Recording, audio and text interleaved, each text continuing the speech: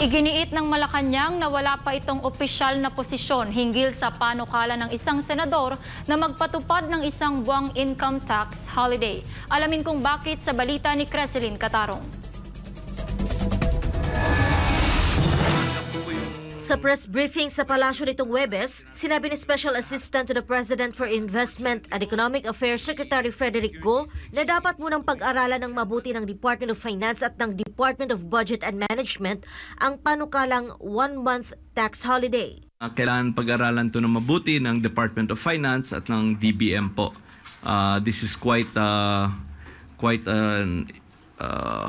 big matter, no? And I think it's best to give the DOF and the DBM time to carefully study this proposal.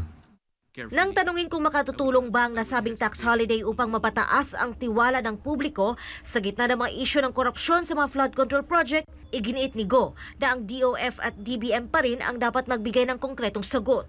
Kamakailan lamang ay inihain ni Senador Erwin Tulfo ang Senate Bill No. 1446 o ang one-month tax holiday of 2025 na layong magbigay ng agarang pinansyal na ginhawa sa mga manggagawang Pilipino. Sa ilalim ng panukala, ang mga individual na tumatanggap ng sweldo ay bibigyan ng isang beses na exemption sa pagbabayad ng buwis sa loob ng isang buwan. Ipatutupad ito sa unang buwan ng payroll matapos maaprubahan ang panukala. Para naman sa mga may mixed income, tanging ang bahagi ng compensation income ang sakop ng exemption. Gayunman, hindi kasama sa exemption ang mga mandatoryong kontribusyon gaya ng GSIS, SSS, PhilHealth at Pag-ibig Fund, pati na rin ang mga loan amortizations at iba pang kusang loob na deductions na pinahintulutan ng empleyado. Para sa Diyos at sa Pilipinas kong mahal, ito si Creseline Catarong, SMNI News.